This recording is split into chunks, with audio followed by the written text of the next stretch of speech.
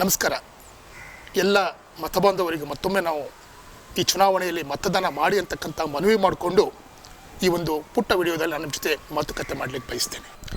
ಚುನಾವಣೆಗಳನ್ನು ಮಾಡೋ ಸಂದರ್ಭದಲ್ಲಿ BJP ಅವ್ರಿಗೆ ಅವ್ರದೇ ತಂತ್ರಗಾರಿಕೆಯನ್ನು ಮಾಡ್ತಾರೆ.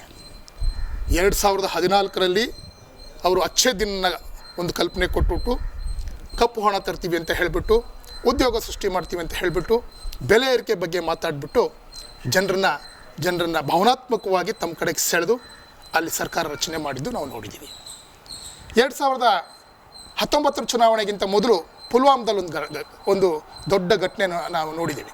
ಅಂದರೆ ಭಯೋತ್ಪಾದಕರು ನಮ್ಮ ದೇಶದ 40 ಜನ ಸೈನಿಕರನ್ನ ಬಾಂಬ್ ದಾಳಿನಲ್ಲಿ ಕಗ್ಗೊಲೆ ಆಗುತ್ತೆ. ಇದನ್ನು ಕೂಡ ನಾವು ನೋಡಿದ್ದೀವಿ. ಇದು ಚುನಾವಣೆ ಹೊಸದಲ್ಲಿ ನಡೀತು. ಇಲ್ಲಿ ನಾವು ವಿಶ್ಲೇಷಣೆ ಮಾಡಬೇಕಾಗಿರೋದೇನು ಅಂತಂದರೆ, ನಾವು ಯಾವಾಗಲೂ ಮಾತಾಡೋದು ಈ ದೇಶವನ್ನು ಕಾಪಾಡ್ತಕ್ಕಂಥ ಒಬ್ಬ ಸ್ಟ್ರಾಂಗ್ ಪ್ರಧಾನಿ ಇದ್ದರೆ, ಪ್ರಪಂಚದಲ್ಲೇ ಒಂದು ಸ್ಟ್ರಾಂಗ್ ಪ್ರಧಾನಿ, ಗಟ್ಟಿಯಾದಂಥ ಪ್ರಧಾನಿ ಅಂದರೆ ಮೋದಿಯವರು ಅಂತಕ್ಕಂಥದ್ದನ್ನು ಒಂದು ಭ್ರಮೆಯನ್ನು ಸೃಷ್ಟಿ ಮಾಡಿದ್ದೀವಿ. ನಾವಿವತ್ತು ಪ್ರಶ್ನೆ ಮಾಡಬೇಕಾಗುತ್ತೆ, ಒಬ್ಬ ಸ್ಟ್ರಾಂಗ್ ಪ್ರಧಾನಿ ಇರುವಾಗ ಅಲ್ಲಿ ಅವ್ರಿಗೆ ಬೇರೆ ಎಲ್ಲ ರೀತಿಯ ಸೈನಿಕರು ಇನ್ನೊಂದು ಎಲ್ಲ ಅವಕಾಶ ಇರುವಾಗ ಭದ್ರತಾ ಲೋಪ, ಈ ಭದ್ರತಾ ಲೋಪದಿಂದ ಸೈನಿಕರ ಮಾರಣ ಹೋಮ ಮಾಡಿದ್ರಲ್ಲ, ನೀವೆಂಥ ಸ್ಟ್ರಾಂಗ್ ಪ್ರಧಾನಿ ಅಂತ ನಾವು ಮೋದಿಯವ್ರನ್ನ ಕೇಳಬೇಕಾಗುತ್ತೆ. ಒಬ್ಬ ಸರಿಯಾದಂಥ ಪ್ರಧಾನಿ ಇದ್ದರೆ ಅಲ್ಲಿ ಭಯೋತ್ಪಾದಕ ಚಟುವಟಿಕೆಯನ್ನು ಕಂಟ್ರೋಲ್ ಮಾಡೋಕ್ಕಾಗದೇ ಇರತಕ್ಕಂಥ ಭದ್ರತಾ ಲೋಪಕ್ಕೆ ನೀವು ಕಾರಣ ಆಗಿದ್ದೀರಲ್ಲ, ಇದು ನಿಜವಾಗ್ಲೂ 40 ಜನ ಸೈನಿಕರ ಕಗ್ಗೊಲೆಗೆ ನೀವು ನೇರ ಹೊಣೆಗಾರರಾಗಬೇಕು ಅಂತಕ್ಕಂಥ ಭದ್ರತಾ ಲೋಪದ ಆರೋಪವನ್ನು ನಾವು ಮುಂದೆ ಹೊರಿಸಬೇಕಾಗತ್ತೆ. ಈ ಬಗ್ಗೆ ಚರ್ಚೆ ಮಾಡ್ತಾ ಹೋದರೆ ಭಾಳಷ್ಟು ವಿಷಯಗಳು ನಮ್ಗೆ ಹೊರಡೆ ಬರ್ತಾ ಹೋಗ್ತಾ ಇದೆ.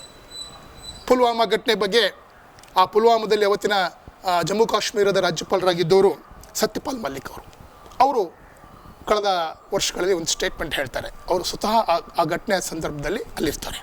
ಅವ್ರೇನು ಹೇಳ್ತಾರೆ, ಅಂದರೆ ಅಲ್ಲಿರ್ತಾರೆ ಅಂದರೆ ಆ ರಾಜ್ಯದ ರಾಜ್ಯಪಾಲರಾಗಿರ್ತಾರೆ. ನಮ್ಮ ಸೈನಿಕರ ಮೃತದೇಹಗಳ ಮೇಲೆ 2019 ಲೋಕಸಭಾ ಚುನಾವಣೆ ನಡೆಯಿತು ಅಂತಕ್ಕಂಥ ಮಾತನ್ನು ಹೇಳ್ತಾರೆ. ಅರ್ಥಾತ್ ಕಳೆದ ಲೋಕಸಭಾ ಚುನಾವಣೆಯ ಸಂದರ್ಭದಲ್ಲಿ ಆದಂಥ ಘಟನೆಯ ಆಧಾರದ ಮೇಲೆ ಮತ ಕೇಳಿ ನೀವು ಗೆದ್ದು ಬಂದಿದ್ದೀರಾ, ನಮ್ಮ ಸೈನಿಕರ ಶವಗಳ ಮೇಲೆ ಲೋಕಸಭಾ ಚುನಾವಣೆ ನಡೆಯಿತು ಅಂತಕ್ಕಂಥ ಮಾತನ್ನು ಹೇಳಿದ್ದು ನಿಜವಾಗ್ಲೂ ನಾವೆಲ್ಲರೂ ಕೂಡ ಇವತ್ತು ಯೋಚನೆ ಮಾಡುವಂಥ ಸಂದರ್ಭಕ್ಕೆ ಸಿಲುಕಿದ್ದೀವಿ. ಅದೇ ಸಂದರ್ಭದಲ್ಲಿ ಏನು ಘಟನೆ ಆಯಿತು, ಅದು ಕೆಲವೇ ನಿಮಿಷದಲ್ಲಿ ಮೋದಿಯವರು ಆ ರಾಜ್ಯದ ರಾಜ್ಯಪಾಲ ಸತ್ಯಪಾಲ್ ಮಲ್ಲಿಕ್ ಅವ್ರಿಗೆ ಫೋನ್ ಮಾಡ್ತಾರೆ ಆ ಘಟನೆ ಬಗ್ಗೆ ವಿವರಣೆ ತಗೊಳ್ಳೋಕ್ಕೆ.